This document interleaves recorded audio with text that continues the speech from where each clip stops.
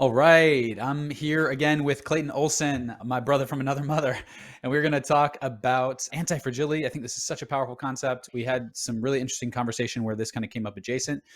Welcome back, Clayton. I'm really excited to have this conversation with you today. Me too. I think what blows my mind about anti-fragility is the author, That's a good Nassim word. Nicholas Taleb, yeah, Yeah. distinguishes something I think that is a place that coaches and this transformational work that we do, it points to, but perhaps hasn't had a name, a Oh real yeah. name to capture what is actually happening in the midst of transformation and the orientation that we continue to invite people into, and just a powerful orientation for us to stand in, and also one that seems so relevant and Relevant. Yeah. important. Yeah, with the pandemic and the economy shifting and money and Totally. currency, everything changing, all this uncertainty. I think that this topic is going to be really important to get a handle on and to open up and unpack. Yeah, an incredibly resourceful mindset for Mm, for periods, especially of transformation, quote unquote hardship or whatever, because that's I think what the mm. essence of anti-fragile is it's like, is it really bad or like hard? So anyway, let's before we go any further, let's define anti-fragility Yeah. and talk about what we're talking about. Okay. Yeah. Great. So some things benefit from shocks. They thrive and grow when exposed to volatility, randomness, disorder, and stressors, and love adventure, risk, and uncertainty. Yet, in spite of the ubiquity of the phenomena, there is no word for the exact opposite of fragile. Let's call it anti-fragile. Anti-fragility is beyond resilience or robustness. The resilient resists shock and stays the same, while the anti-fragile gets better. This property is Mm. behind everything that has changed with time: evolution, culture, ideas, revolution, political systems, technological innovation, culture, economic success, corporate survival, good recipes, the rise of cities, legal systems, forests, even our Yeah. own existence as a species on the planet. So it is a way. I mean, what I really get from that is it's a stance of being able to alchemize anything that occurs and turn it into fuel. Um, Ooh, I love that way of putting it. Yeah. I like thinking of it in the simple metaphor of like our bodies. So our bones tend to be, and then our skin, I think, is more fragile. Like we'll take cuts and damages to it. And then our muscles, they tend to be, they're like anti-fragile. They're a model for anti-fragility. So like we expose them mm, to stressors when we go to the gym and work out mm, or whatever we're doing. And then it's that soreness is the feeling of them rebuilding stronger than they were before because of all the like the tears. We tear the muscles to make them yeah, grow back stronger. yeah. And I think that's like the essence of anti-fragility is like it's these things that when they are damaged or when they're exposed to stress of some kind, they come back stronger than they were before. Yeah. Maybe just to take that to bolster it more, because I would think that skin and bone, because I know that if you break a bone, it It actually actually grows calcifies and back. goes back Yeah, stronger. You can't break it in the same spot, or it's a lot less likely to break in the same spot. And then skin, you develop calluses. totally. So, Yeah, it makes perfect so sense. right. And I say that just so that we can get really in touch with that. There's already elements of us that are so ubiquitous and that we just don't even look at, that are already operating that way. And what if we were to really stand in that as a mindset in life? Bring that to our psychology as well as our physiology. Totally. Yeah. Yeah, that's awesome. So I think this is a really cool thing. Basically, tune in, turn your mind on if you ever deal with things like fear of failure or fear of rejection, or you have trouble like pulling the trigger on something because you're worried about how it's going to wind up going or something like that. I really think that this mindset of anti-fragility can be a really useful way to get through things, personal blocks, limitations like that. I think even in like the dating and the relationship realm, the willingness to risk oneself in either meeting a partner or in taking a relationship to the next level or like opening up your heart. The word vulnerable, Mm. which we all recognize as being very important in relationships, at least authentic relationships, that word actually means woundable, like to be like to be able to be wounded. So if you're vulnerable, you're literally opening yourself up to wounding. Mm. And so to have an anti-fragile mindset and cultivate an awareness that, oh gosh, I really believe it's a belief that no matter what happens, you can use it to get stronger, to as fuel, Mm. as you said. I really loved that metaphor. Mm-hmm. Yeah. Yeah. Yeah. Beautiful. And I think it is underpinned by a foundation of beliefs that allow one to take risks in life, to experiment, to engage with life in a way. Like if one believes and one comes from this standpoint of being anti-fragile, the ways in which we can engage with life and engage with uncertainty uh, increase exponentially because Mm. we, in some ways, are detached from the outcome a bit. There's a way in which it's like, hey, whatever happens, I'm going to take this, I'm going to use it. I'm going to take this and I'm going to take the lesson from it. I'm going to grow from it. I'm going to become a better version of myself. I am going to become a more loving, heart open, more wise individual, regardless of where this goes. And therefore, I'm going to take action and move forward in a direction that I want. Yeah, without being stopped by those risks, the fears. Yeah. There's so many like useful metaphors that we can explore with this to Mm, get this concept in. We can talk about a few different ways. But I love this idea that you kind of mentioned in prep. This idea of like, what are the parts of us that are fragile? Maybe we can start mm, there, and then have a yeah, conversation about how we can adopt this mindset of anti-fragility, even in those sure, areas, perhaps. sure. Great, great. You have any thoughts Yeah, about?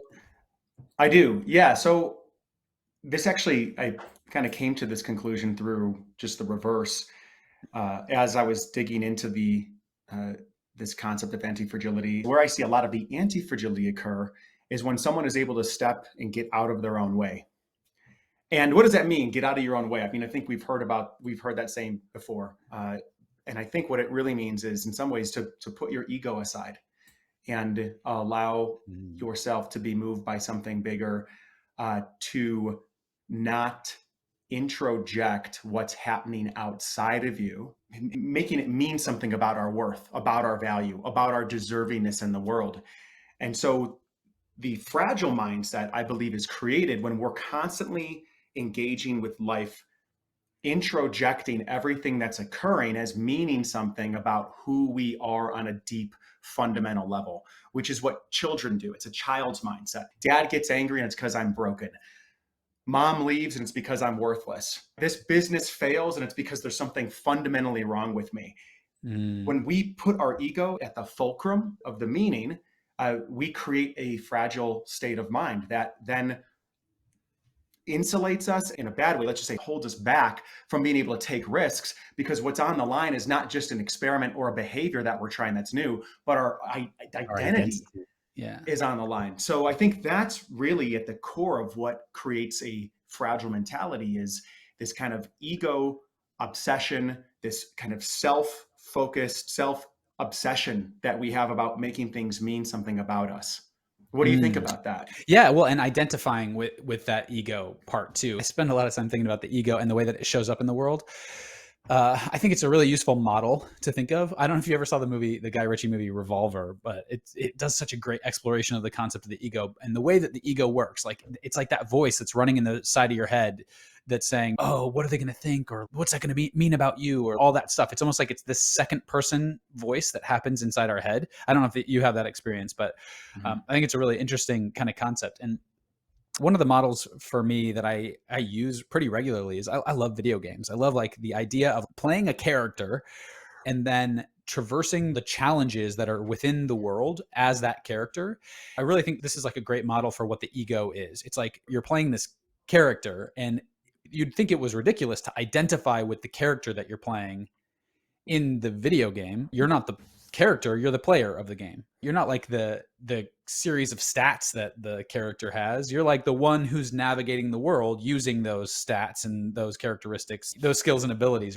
And so what's really cool is now, and it's baked into video games because you fail a lot in video games. Like that's the whole point, is you kind of like run up against a challenge and then it defeats you until you can figure out how to move past and move through the challenge.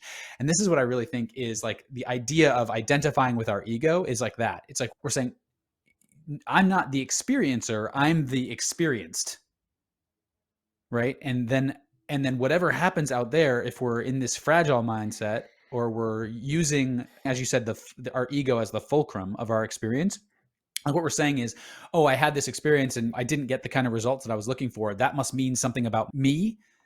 that's where we start to break down. We start to hold back and get resistant to going out and doing the experiences in the world, because we start to identify with the character or the moment in time, or like, this is the way that like failure really only happens when you stop trying.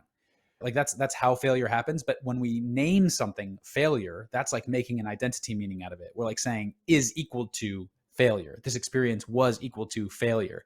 And I really think that this is ego identification, or like that egoic way of being, where we're like mapping our experiences of the world back onto ourselves and making it mean something about ourselves, making identity meaning out of it. Yeah. Yeah, totally. I love the metaphor of the video game. I think that's an interesting kind of smaller fractal of a larger whole of what's happening. I even thought about lucid dreaming. Like one of the most freeing experiences of lucid dreaming is realizing that you don't actually have to identify with the experience as being quote unquote real. And then suddenly there's a waking up in it and being completely free to experiment and have fun. Oh now, man, granted, dude, one day I would like to have another podcast conversation or in some format about lucid dreaming, because you shared with me one day your experience about it. yeah, Fascinating. It's just fascinating. Yeah, it's incredible. It's an incredible practice, and something that I encourage everybody to get a handle on in his lifetime. For sure. We've talked a little bit about this fragile mindset, which, by the way, I definitely dance with that. I find myself just inadvertently and unexpectedly making something mean things about myself and my worth and my value. And it's not that with the work that I've done, that just necessarily just stops completely. It's more about being conscious of it, catching it, and then choosing something different, and not operating from that small self, but rather allowing myself to separate the behaviors from me to be able to go out into the world. I think we're distinguishing fragility in a way that I actually have not heard yet around this topic. And I think that's a wonderful backdrop. Do you want to go into some of the traits of being or evoking anti-fragility? I'd love to like talk about some stories to kind of really make it real. Because for me, I think that this concept of anti-fragility is very much related to what quote unquote success means in the world. Like when you succeed at something, in other words, when you achieve the necessary or expected results in the world. What success means is like when we set out to do something and then we would say that we did it afterwards. And I think that the path, no matter in what capacity you're trying to succeed at something, the path at least always follows the same sort of meta model, which is that you identify what it is that you want to do, you try and you fail. Necessarily you fail, unless you've already done something close enough to it in the past where you're really certain about your success. But I mean, think about babies. They can't do anything at all. Like really, they have no skills in the world. Yeah. And then it's only through this process that they develop skills. We develop skills. We identify what we want to do. We fail at it. And we keep failing at it, trying our best, but failing until we no longer fail at it. Yeah. And so I like talk about this formula for success. Success is equal to failed attempts plus 1. That you have to move through these failed attempts in order to get to success. That's just literally what the path to success looks like. Because what gets in the way a lot of times is as we're making this identity meaning out of our egoic identification, what gets in the way of us taking action a lot of times is we say, I only will succeed if I'm sure that I'm going to succeed. I'm only going to even try if I can be sure. Like I want the surefire way to get to success or whatever. I see that a lot. Yeah, totally. And so then we're resistant to quote unquote failing. And so many people are trying to figure out a path that they can walk where they can like plan for all the contingencies so that they don't fail, so that they avoid failure at all costs.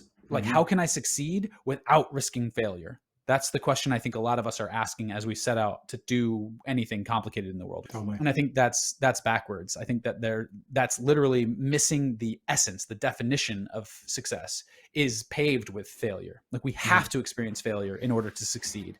Think about like lottery winners who the vast majority of them go back to being as poor, if not poorer than they were before they won the lottery within 5 years of winning the lottery.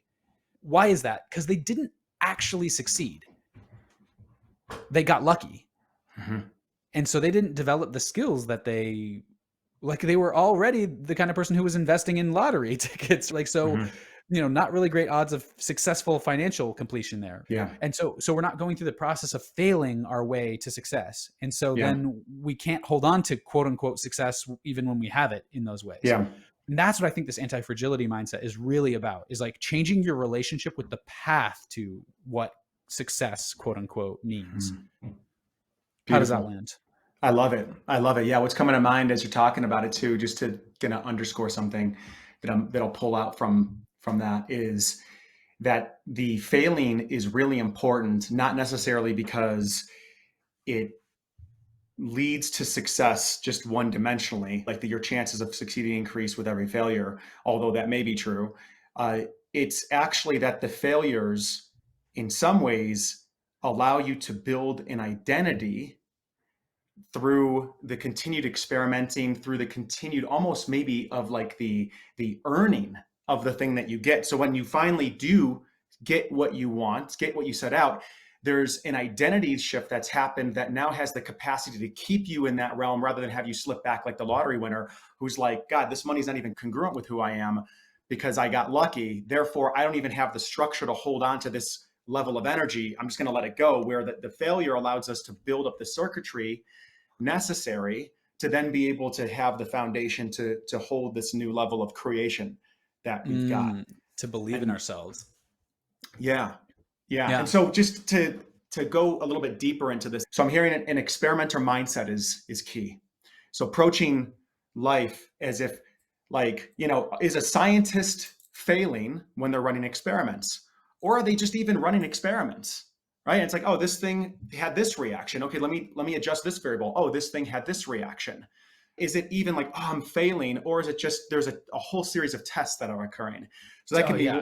one way of metabolizing it. And Yeah, then I really love actually that idea of because that's because this idea is baked into the scientific method. Like we observe some yeah, phenomenon that happens in the world, we yeah, hypothesize about what's going on there, and then we yeah, like design an experiment to see if that's what's actually going on there, and then we yeah. run the experiment, and then we see like did it work? Did we get the results that we expected from that experiment? Mm-hmm. And if not, cool, back to the drawing board. And if so, awesome. Now, what does that mean about our original hypothesis? And so, like, it's Yeah. this ever evolving Yes. process of kind of like trying things and seeing what happens.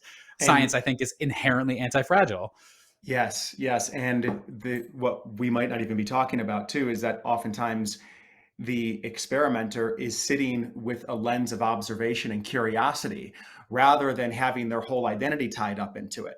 Judgment. So I'm actually approaching this with openness and allowing myself to see the data in the most clear way that I can. Obviously, there's going to be a subjective lens on it because you're still looking through a human being's eyes. But it's a completely different way of being with the data, of being with what's working and what's not working, than taking action and feeling like you're a failure because something doesn't happen the way you want it to. And Mm. I want to name also that I think that the anti-fragility mindset is also one of developing a new relationship with uncertainty, one where I'm welcoming uncertainty into my life. I'm actually working. Jordan Peterson calls it the zone of proximal development, Okay. where it's that line between order and chaos, where you're in a place where you're in the known and then you venture into the unknown, but not so far outside that it just completely blows you out into just pure chaos and disintegration. But Mm-hmm. there's a place in between order and chaos where you're accepting and inviting uncertainty in so that you can metabolize it and Mm. that you can Interesting. continue to develop a relationship with uncertainty where it may be exciting and a adventure rather than something that's terrifying and where you're white knuckling it. And one last thing, and then I'd love to hear your thoughts on this too, is that if we're to change our relationship with uncertainty and step into the unknown with a new relationship, with a new way of being, the thing that we also have to step into is that we have to be uncertain then around who we think we are.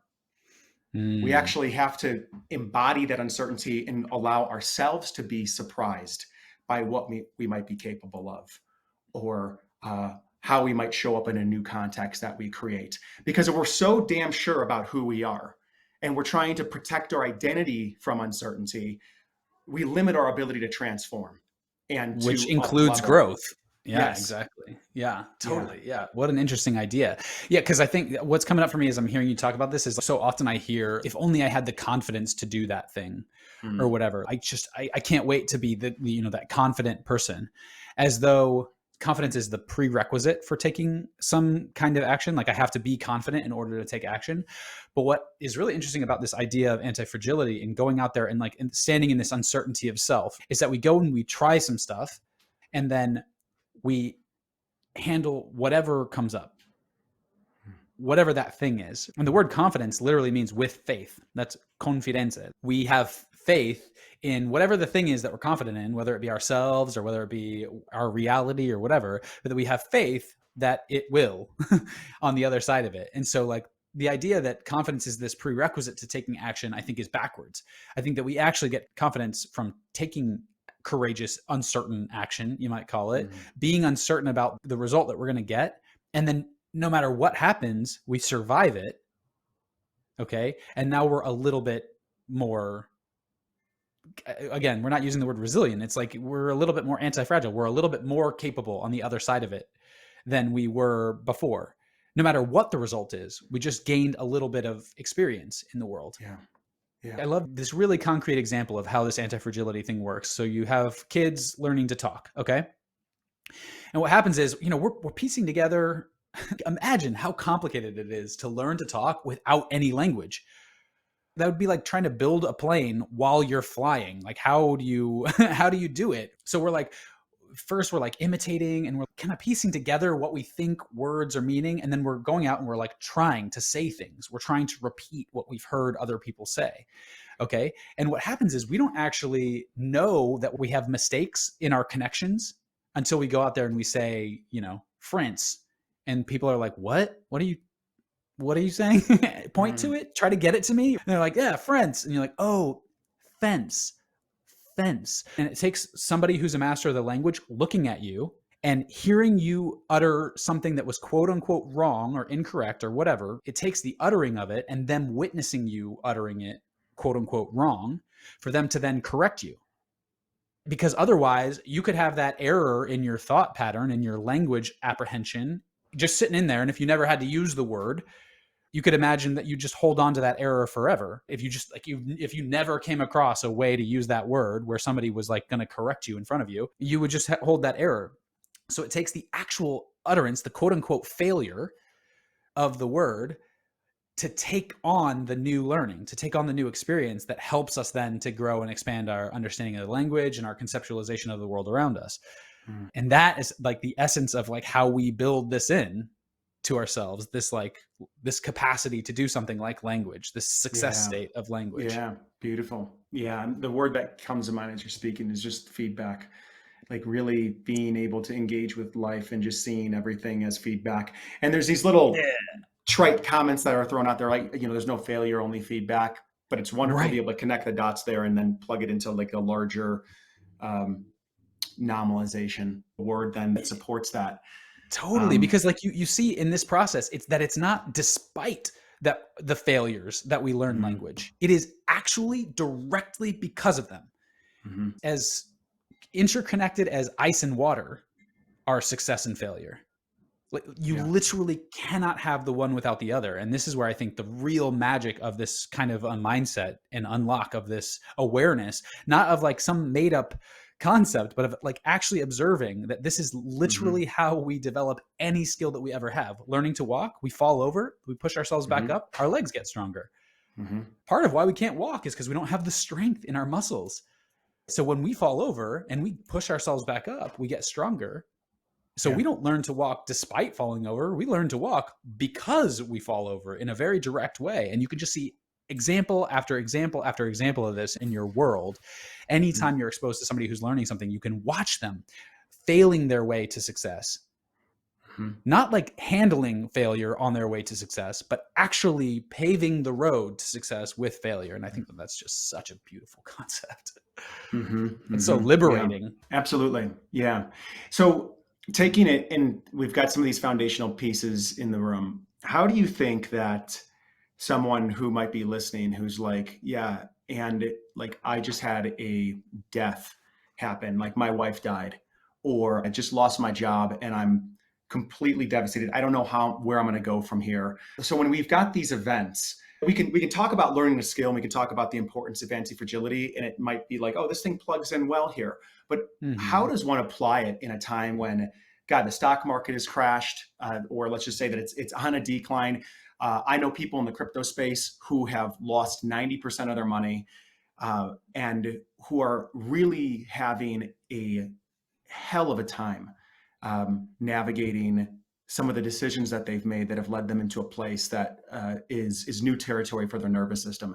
How does one actually be with that and adopt this mindset of anti-fragility around things that are just devastating? Mm-hmm. Well, I mean, I think the first thing to notice is that we're defining it into devastation. Like we're calling it, like that's a judgment, and it's not. I'm not saying that it's wrong or anything like that. But what I am saying, which is also a judgment, I'm just saying that just noticing that what we're doing is we're opining. We're making an opinion about it. Like it's not real. It's a devastation. All right, cool, maybe that's one interpretation of reality, and it certainly would fit and align with how most people, I think, would talk about it. It just doesn't make it true. Something is devastating only in our thinking about it. The fact of it isn't necessarily devastating. Like take those friends who are in the crypto space. If they didn't know that they lost all their money, somehow they weren't aware of it, that they lost 90% of their assets, is it still devastating to them? Let's say that they were on a vacation when it happened and they were just like enjoying their time on their vacation and it was all prepaid for. They had already like gone out, they're off having their world, right? They don't know. So are they devastated by it? I mean, could they be devastated by it if they didn't know about it happening? And if that's the case, it's not the thing itself that's devastating. It's something about the knowing of the thing itself that's devastating. And so I just think it's important to draw that distinction, to understand that we're making opinions about these things. And even though they sound really true and they sound real, and most people would agree with you and say, yep, it is devastating. It is in fact devastating to lose your wife, to lose your money in the stock market or whatever.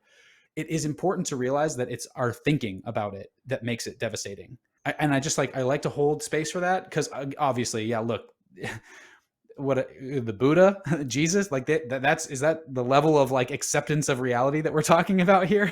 You know what I mean? But also everybody does have available different interpretations, an infinite number of interpretations of things. So I do just want to like notice that that's the case, that what we're talking about with this anti-fragile mindset is not reality. It's just an opinion. It's a thought that we can think, that when we think it, it might be resourceful for us to think it. We might feel better. We might have more of the experiences that we're looking for in the world.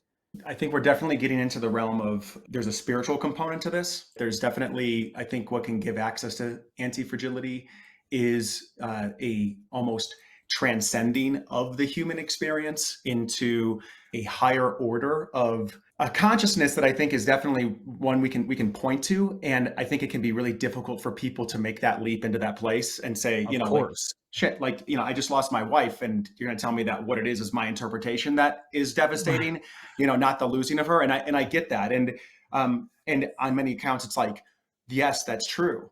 And I also, though, want to just name that I think that there is a downside to anti-fragility that I'd like to talk to here that that I've not actually heard really stated in the literature. And this is something that actually came up just with my fiance and I talking about it, is that anti-fragility may also occur as a spiritual bypass if we're not careful.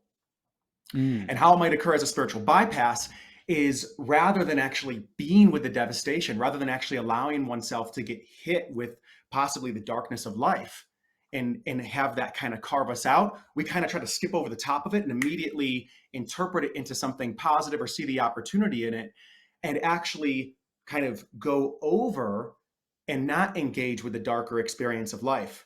And so what I would love to add to the anti-fragility concept is a sequence of events that lead to anti-fragility rather than kind of just going there immediately. Like, and how I would see this happening is like something happens, and rather than immediately trying to go to the opportunity in it, to actually feel the shock of it, to feel the devastation of it, to give room and welcome the emotions that come with that, and to not judge oneself of being like, oh, I got to jump to this standpoint of this kind of like all-knowing Buddha first in order to, save myself from this experience, but to actually feel the sensations in your body, to allow your system to have the reset, to maybe even allow yourself to be completely annihilated by the experience, but not to get stuck there, right? Not Mm. to get stuck there, to actually continue to move through it by almost like the stages of grief. Because you could say Mm. that, oh, there's a loss that happens, we jump to anti-fragility, and now we've passed all these different stages of grief that are so important for the alchemization of the experience. To go through the anger, the sadness, the pain, the devastation, the shock, the denial, and then from that place to move into a realm of acceptance. And then from there to ask, okay, now how do I want to use this experience? Mm. How do I want to use this experience in my life as fuel? And so it's like chewing the experience first and not just swallowing it whole, chewing it and digesting it, and actually not being afraid of the darkness that the uncertainty and the devastation, the loss might bring. And I think that's a key part of the alchemization of being able to come out the other side. Mm. I just want to kind of break down the belief pattern that's happening there for just a second, because what we're saying Mm-hmm. is that there's something really important about having the darkness, the dark times, the experience. And my answer to that is that that is a choice that we're fundamentally making about how we want to come and experience this reality. That it isn't necessarily so, but for some people it is the way that they want to experience the world, and there's nothing wrong with that. It's absolutely perfect, exactly the way that it is. And going back to the fulcrum that we were talking about before of the ego, like Mm-hmm. that's essentially what we're talking about. Like I lose my wife, that means something about me in this experience in the world. Okay. And with the spiritual bypassing kind of aspect of this, because that's the dichotomy that we're experiencing here. That's the tension that we're experiencing. The tension between the video game character and the player who's playing the character. Because from a spiritual perspective, from the highest level meta view, like none of it matters. Matter and energy can neither be created nor destroyed, so eternity. Okay, and then so what? There's nowhere to be, there's nothing to get to, and that everybody doesn't want to. You don't want to play the game from that place all the time necessarily. Like sometimes we actually want to make meaning out of the world. We want to be in the experience, and I think some people, that's the choice that they want to live in. And there's nothing wrong with that, because there's a judgment that we could have access to about Mm-hmm. these things, but who cares? Like it's not really, it's up to every person to decide how they want to live their own lives.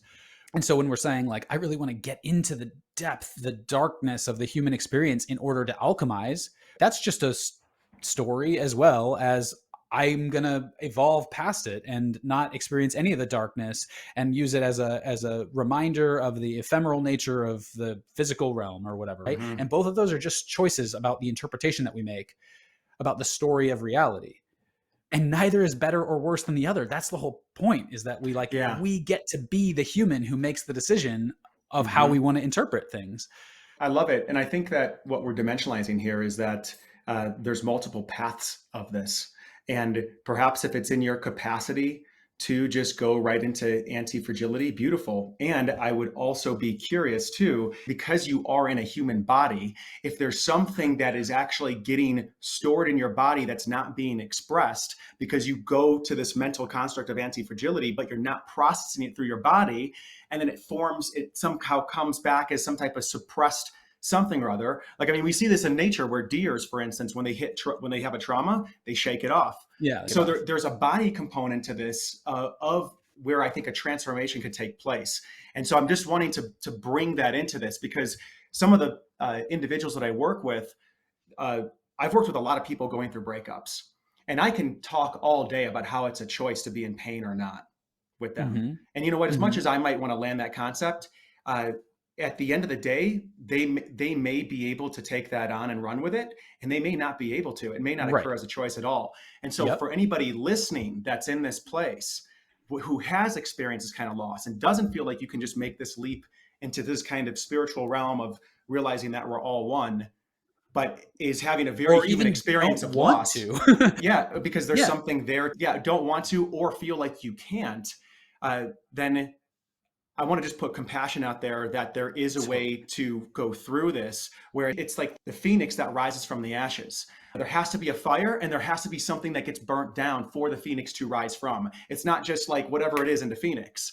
It's like there is a Mm. process of alchemization that may be painful and that may actually be an identity death. And if you're in the middle of it and not able to jump right to anti-fragility, my whole thing is that's not a problem. That's just possibly part of a process, and to honor that.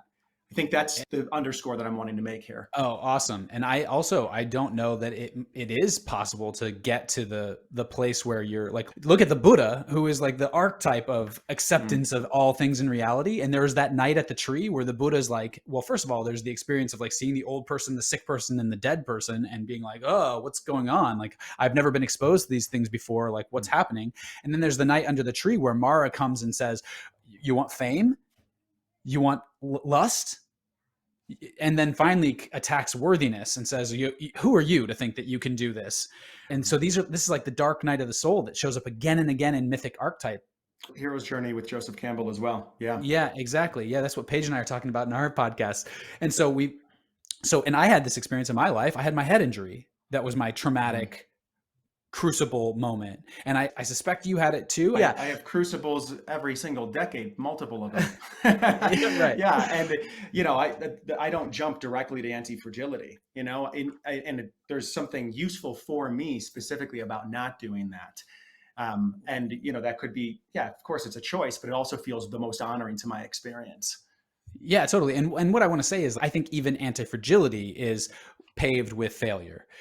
The same way as anything else. Like, it's the same way as anything else. And so what I'm not doing is dismissing or making wrong in any way, because again, that would be the ego identification, the judgment story that I'm absolutely not describing. I really am saying there's a possible world where you don't want to play at all. When I was in my early 20s, I was meditating all the time. And I was I was so focused on, I was chanting and I was meditating and I was really clear on that. And then I would be in conversation and I would just like be still in my brain, and I wouldn't have anything interesting to say. And I wouldn't have anything interesting to talk about with people. And I got bored of it because I was doing all of this like quote unquote spiritual work, but I was disconnecting from reality. And I was like, okay, but I decided that I wanted to play the game. You know what I mean? Because that's the other thing is like the game works better when you're wanting to engage with the character, when you're wanting to really treat this as your challenge that you're facing, and that sort of thing. I love that we're hitting it from these different angles and talking this through. It's making it more of a geometric concept, and also not pedestalizing necessarily anti-fragility right off the bat as the place to go to, but actually a possible stance to look at that can be of service, but there could be proper timing to it as well. Totally awesome. Exactly. Yeah. I was thinking about like Pixie last night. I love that dog. I fucking love her. And at some point I'm going to lose her. And it's the fact that I'm going to lose her that in some ways makes the experience of being with her so beautiful. Yeah. I wouldn't necessarily want to do it any other way. Like that would mean not having the dog at all in the first place. Yeah. And also too, these losses, they put us in touch with our heart to be able to actually feel the loss, and to be in, and you might call it to be in the illusion of loss, right? Because it's like, what can we actually lose? But to whatever it is, to be in that loss puts me in touch with my human heart. It allows me to have tears, and those tears could actually be incredibly useful and powerful for my human biochemical body to release toxins.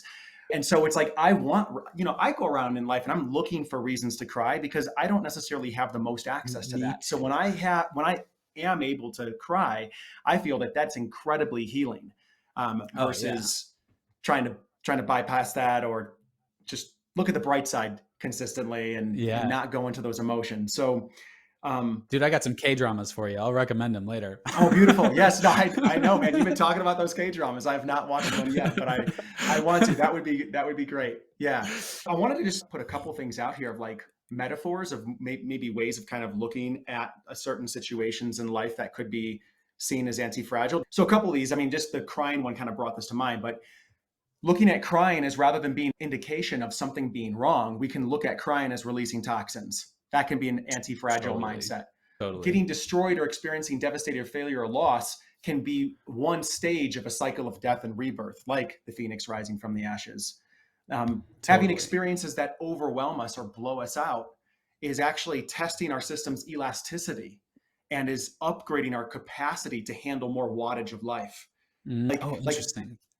And then let's say this, like something that is not going as expected or happening on the timeline that we want is an opportunity for us to ask, what is actually wanting to happen that's in service of me? Mm, Rather than what do I want and why is that not happening? It's like we start to listen to maybe the whisper of the universe of, okay, what's actually wanting to happen that's different than my plans right now that's in service of me? Like that's an totally. anti-fragile approach or stance Yeah. in Yeah. Cause life. dude, I think about my head injury and it was like at the time, that was the worst thing ever. It was like it ended my life. But I wouldn't be standing here talking to you right now about these things if I hadn't had that experience and gone through the transformation that that incited in Yeah. me. Yeah. Incredible. Expanded capacity. I love this enhanced wattage, like things that blow us out enhance our Mm. capacity for wattage. That's like almost Hmm. like calluses, but for the spirit. That's been happening with me in my life with just this big transition that I'm in the middle of with Asia. Just the Hmm. amount of tasks and overwhelm and things that are coming at me of that I'm supposed to be handling in relationships around this move has been so overwhelming that it's enough to have my system just want to shut down. And at times it does, but then I just keep trusting that, okay, like as I continue to step into this, the intensity that I will be able to experience in life is going to be threefold in all emotions after allowing myself to go through this. And that's just a continued choice of going into a bit of a kind of an anti-fragile mindset. Totally, dude. Look at trees, man. They lose Mm, all their leaves and go into this dormant period of rest, and then they come back bigger the next year. yeah, And it's that cycle of every time until they die. yeah, totally, Yeah. Yeah. totally beautiful. Cool, man. Dude, Any great last thoughts, conversation. man? Yeah. No, just I love that we highlighted that anti-fragility isn't the only way to tackle things. Mm, It's just a resourceful mindset that we have access to yeah, if it's appropriate for us and if we want to. So I love this idea of like not judging ourselves, being yeah. where we want to be, like actively like asking the question, what tools do we want to use in the toolkit at this time and that sort of thing. I got a quote Oh, here, brother, just so we can end this with. It's by Pima yeah, Chodron from When Things Fall Apart. I thought this great. one really captures it. Only to the extent that we expose ourselves over and over to annihilation can that which is indestructible in us be found. Ooh, nice. I love that. It makes me think of smooth seas make shitty sailors. Ah, nice. Oh Well, brother, man. thanks for bringing it, man. Yeah, Yeah, really enjoyed this and just appreciating your spiritual lens and flexibility and like kind of oversight into this topic and us being able to hit it from different angles. So, totally. So many different ways of looking at it. yeah, Thanks, awesome. brother. Talk to you next one. All right, thank you.